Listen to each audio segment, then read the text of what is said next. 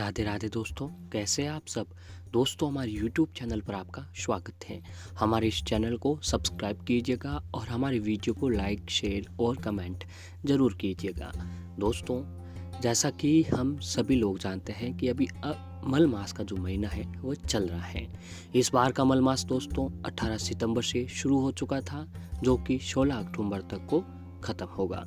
दोस्तों, अब मात्र कुछ ही दिनों में जो है मल मास का महीना ख़त्म होने जा रहा है और हिंदू धर्म में मल मास के महीने को काफ़ी महत्वपूर्ण और विशेष माना जाता है।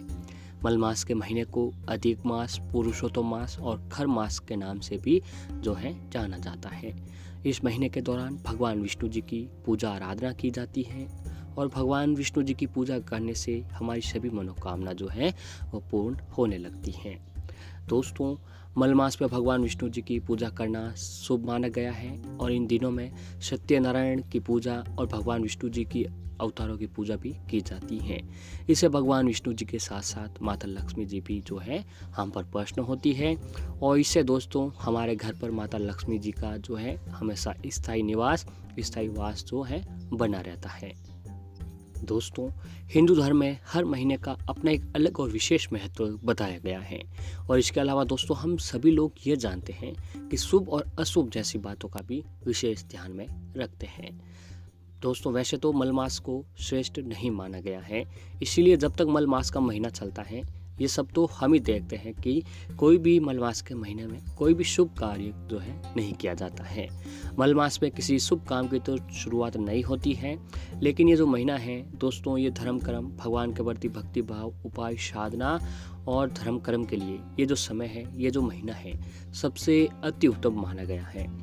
पुराणों में भी ऐसा बताया गया है कि मल मास में जो व्यक्ति धार्मिक नियमों का पालन करते हैं उन्हें मोक्ष की प्राप्ति होती है। मल मास के दिनों में धार्मिक स्थलों की यात्रा करना, भागवत कथा का पाठ करना भी जो है सबसे शुभ माना जाता है। दोस्तों, इस मल मास के प्रतिनिधि आराध्य देव जो है वो भगवान विष्णु जी है, इसीलिए इस महीने के दौरान भगवान विष्णु जी की पूजा जो है हमें नियमित रूप से करनी चाहिए। दोस्तों, ऐसे ही इस महीने में पड़ने वाली एकादशी तिथि का भी उपवास कर भगवान विष्णु जी की विधि विधान से पूजा कर उन्हें तुलसी के पत्तों के साथ भोग लगाने से हमें समस्त सुखों की प्राप्ति होती है। दोस्तों, ये जो महीना है ये भगवान विष्णु जी को समर्पित किया हुआ महीना है। इस महीने में हम जो भी काम करते हैं, जो भी उपाय साधना करते हैं, उसका जो संबंध होता है वो भगवान विष्णु जी से होता है। तो ऐसे ही दोस्तों, भगवान विष्णु जी की कृपा और माता लक्ष्मी जी का घर में स्थायी निवास बनाने के लिए, माता लक्ष्मी जी की कृपा हमेशा बनाने के लिए आपको इस महीने के दौरान भगवान विष्णु जी की जो है पूजा अवश्य ही करनी चाहिए। और ऐसे ही दोस्तों 13 अक्टूबर मंगलवार के दिन भी आ रहा है दोस्तों, एकादशी का दिन। दोस्तों, महीना भी भगवान विष्णु जी का है और एकादशी का जो दिन होता है वह भी भगवान विष्णु जी का ही दिन माना जाता है। तो आइए जानते हैं दोस्तों कौन सी एकादशी आने वाली है। हिंदू धर्म में एकादशी का जो व्रत है महत्वपूर्ण स्थान रखता है। प्रत्येक वर्ष 24 एकादशियाँ होती है। जब अधिक मास या मल मास आता है तब इनकी संख्या जो है बढ़कर 26 हो जाती है। अधिक मास या मल मास को जोड़कर दोस्तों वर्ष में 26 एकादशी होती है। अधिक मास में 2 एकादशी होती है जो परमा और पद्मनी के नाम से भी जानी जाती है। परमा एकादशी का जो महात्म्य है वह दोस्तों बहुत ही विशेष बताया गया है। अधिक मास में कृष्ण पक्ष में जो एकादशी आती है उसे हरिवल्लभ अथवा परमा एकादशी के नाम से भी जानी जाती है। दोस्तों, हमारे हिंदू धर्म में एकादशी तिथि का व्रत बहुत ही ज़्यादा महत्व रखता है। एकादशी पर भगवान विष्णु जी की आराधना की जाती है और जैसा कि आपको बताया कि 13 अक्टूबर को परमा एकादशी का दिन है। ये एकादशी इस बार अधिक माह के कृष्ण पक्ष में आ रही है। ये एकादशी इस बार विशेष महत्व भी रखती है। मान्यता है कि एकादशी का व्रत जीवन में सुख समृद्धि लाता है, साथ ही इसका व्रत करने से व्यक्ति को मोक्ष की प्राप्ति होती है।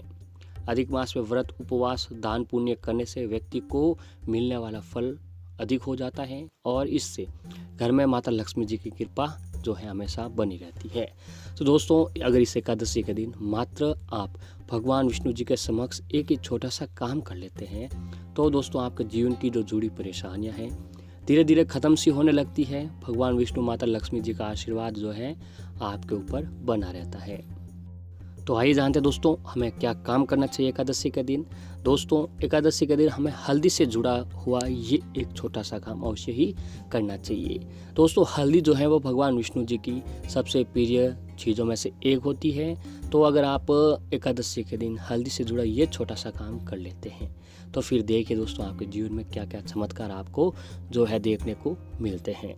दोस्तों जैसा कि आपको बताया कि 13 अक्टूबर मंगलवार के दिन अपरा एकादशी का पर्व है। यह एकादशी दोस्तों मंगलवार के दिन बढ़ने के कारण इसकी जो महत्ता है और भी बढ़ गई है। इसके अलावा दोस्तों इस दिन खास सहयोग भी बन रहा है क्योंकि ये एकादशी जो है अधिक मास की एकादशी है। यह दोस्तों 3 साल में एक बार आती है। इस एकादशी का व्रत करने से व्यक्ति के सभी पाप का नाश होता है। इसके साथ ही धन संपदा में भी वृद्धि जो है होने लगती है। तो ऐसे ही आज हम आपको एक हल्दी का छोटा सा उपाय बताने जा रहे हैं जिसे एकादशी के दिन करने से आपके सभी कष्ट जो है वह दूर होंगे। दोस्तों इस उपाय को करने के लिए एकादशी का दिन आपको प्रातःकाल स्नान करें। स्नान करने के पानी में तो आपको थोड़ी सी हल्दी भी डाल देनी है।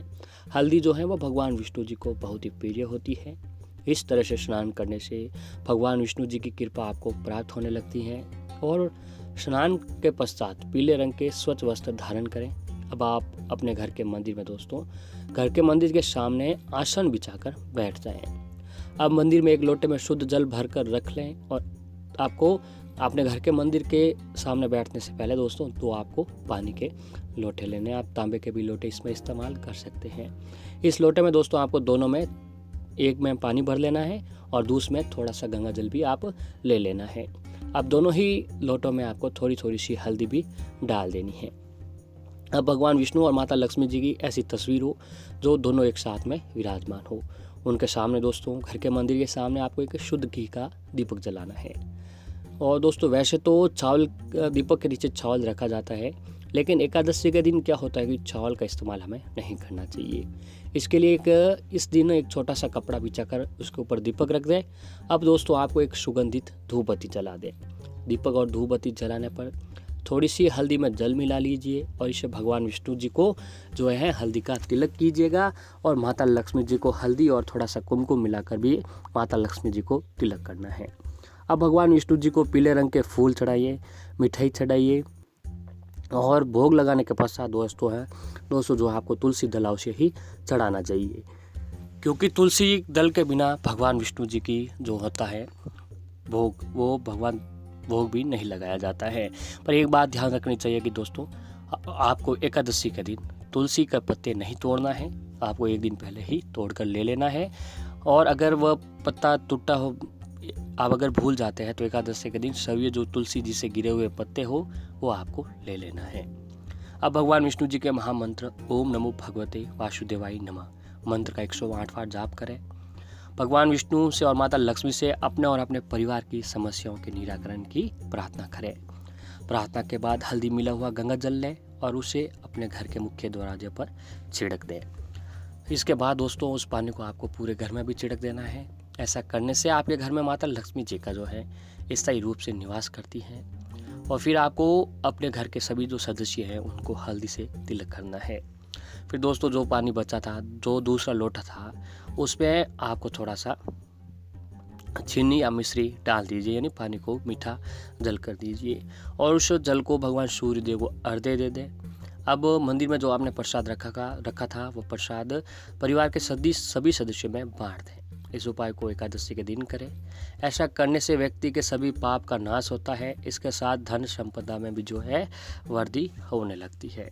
तो दोस्तों एकादशी के दिन आप ये उपाय करते हैं तो भगवान विष्णु माता लक्ष्मी जी की कृपा आपके ऊपर जो है हमेशा के लिए बनी रहती है। और हो सके तो इस दिन दोस्तों हल्दी का दान करना भी सबसे शुभ माना जाता है। ऐसा करने से हल्दी का दान करने से कई स्वास्थ्य संबंधी परेशानियों का अंत होता है। गुरु ग्रह में अनुकूलता भी जो है वो बनी रहती है। और आप एक काम कर सकते हैं कि घर की बाउंड्री की दीवार पर अगर हल्दी की रेखा बना दी जाए तो घर में नकारात्मक शक्तियों का प्रवेश नहीं होता है और घर में जो है सकारात्मकता बनी रहती है। एक आपको काम करना चाहिए कि नहाते समय अगर नहाने के पानी में थोड़ी सी हल्दी मिलाकर नहाया जाए तो ये शारीरिक और मानसिक शुद्धता देती है। कैरियर में सफलता के लिए भी ये बहुत ही अच्छा काम जो है बनाया जाता है। तो दोस्तों अगर आप एकादशी के दिन ये काम अपने घर पर कर लेते हैं तो अधिक मास के महीने में जाता जाता अधिक मास का महीना आपके घर में सुख समृद्धि और धन धान्य की कभी भी कोई कमी नहीं रहने देगा।